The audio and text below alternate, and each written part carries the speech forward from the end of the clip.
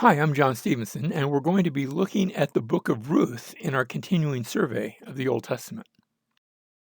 The book begins, Ruth chapter 1, verse 1. Now it came about in the days when the judges governed. Literally in the Hebrew, it says, when in the days when the judges judged, that there was a famine in the land, and you are introduced now to a man and his family. The man's name is Elimelech, and he lives in the town of Bethlehem.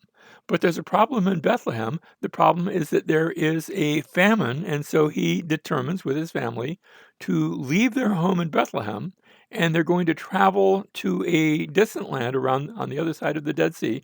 They're going to travel to the land of Moab. And that's an interesting selection because Moab had in the past been the enemy of Israel.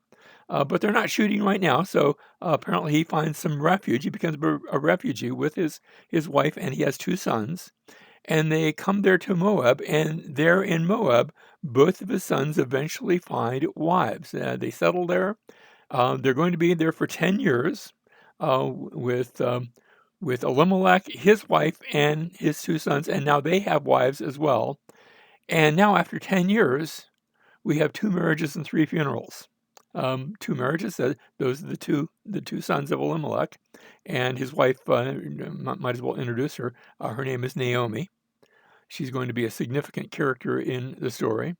But then the three funerals, all the men in the story die, where Elimelech dies and the two sons die, and it leaves Naomi with two daughters-in-law now.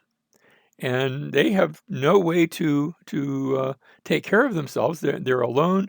Naomi's in a strange land. Ruth and her other sister-in-law, Orpah, they are both, they're from Moab, so they're not too far from home. And in the meantime, they hear that the famine has ended and that there is food to be had both here in Moab, but also back in Bethlehem. So Naomi makes the decision to return to Bethlehem, but she says to her two daughters-in-law, "There's no reason for you to go with me. You know, the family has been cut off. I'm not going to have any other children where you can marry somebody else. You stay here in Moab. You go find other husbands and live the rest of your life, and may the Lord bless you." And Orpah leaves, but Ruth says, "I'm not going to go." In fact, she says, chapter 1, verse 16, "Do not urge me to leave you or to turn back from following you, for where you go, I will go. Where you lodge, I will lodge.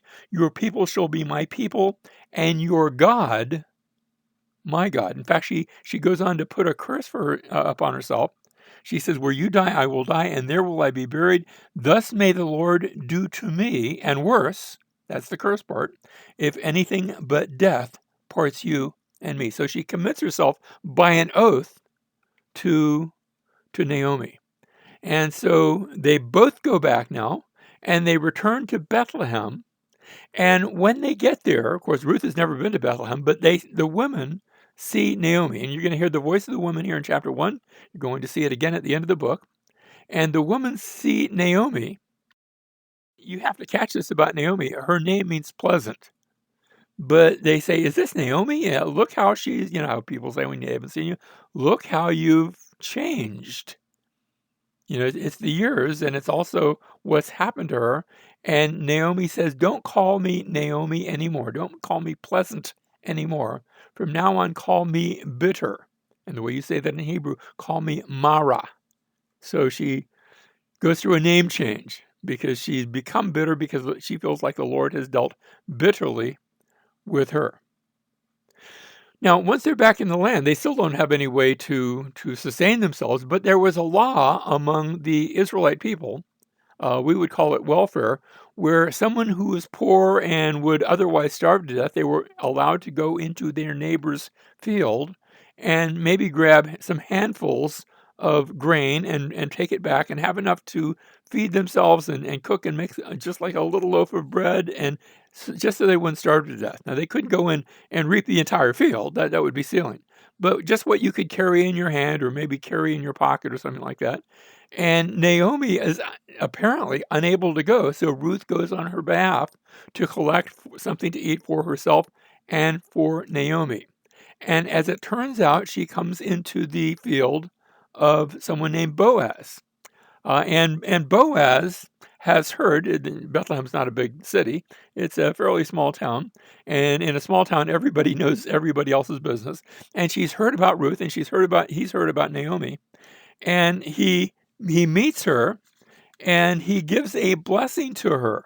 He says, I've heard what you're doing for Naomi. You're taking care of her in her older age, and apparently she can't take care of herself. And he says to her, may the Lord reward your work and your wages. May your wages be full from the Lord, the God of Israel. And you have to hear this part because it's going to come back.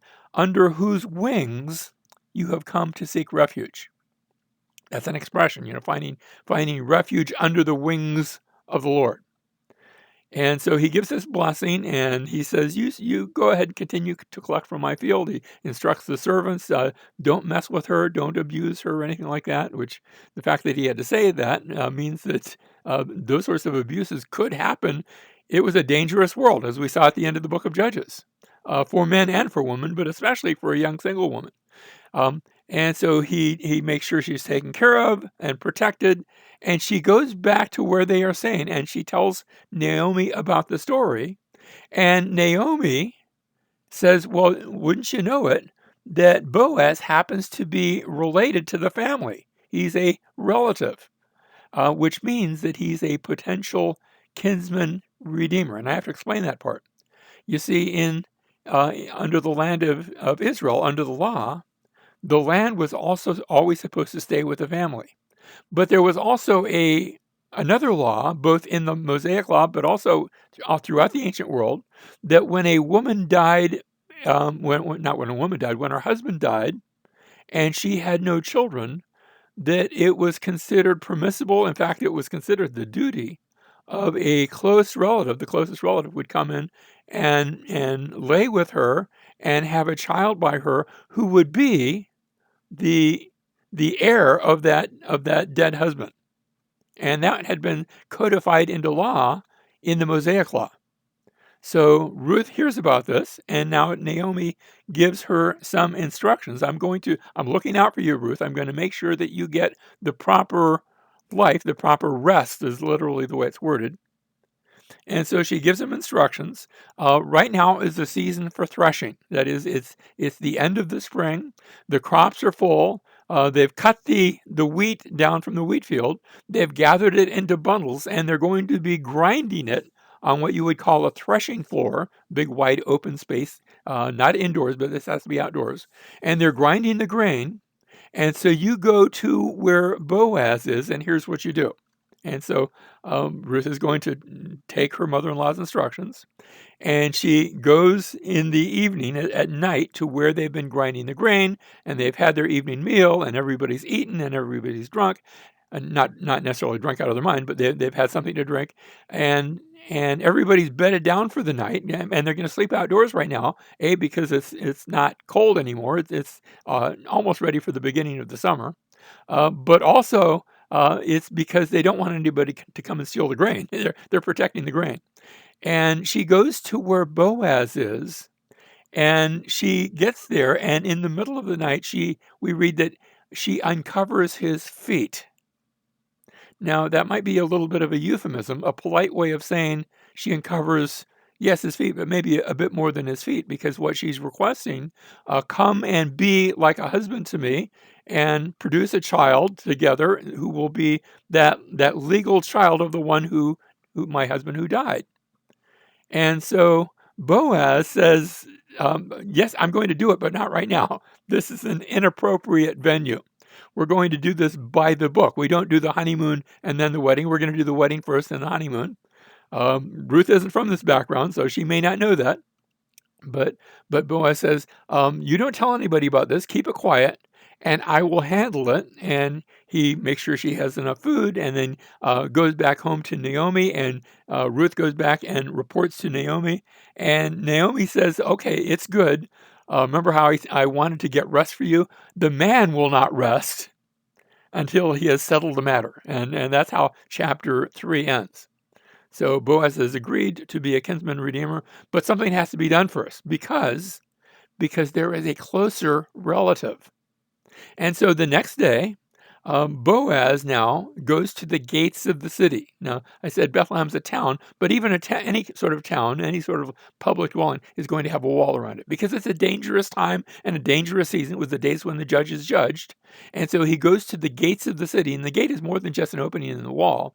The gate would be a structure with an entrance and also an exit, not side by side, but to protect the city. And it would do that in times of war, but in times of peace, it was a place where you would conduct business, sort of like we would say the city hall. And he goes there and he collects 10 witnesses. You need to make it official, you have to have 10 witnesses, 10 elders from the gates of the city. And he finds that closer kinsman and he enters into a discussion with him in the presence of these witnesses. And in the presence of these witnesses, he said, hey, there's some land that used to belong to Elimelech, and then it would have gone to his sons, but they've all died. And it's available to keep it within the family. And this closer relative, who's not even mentioned by name, says, well, good, land. I like land. I can always use some more land. And Boaz says, that's well and good, but with the land comes Ruth. You have to marry Ruth in order to get the land.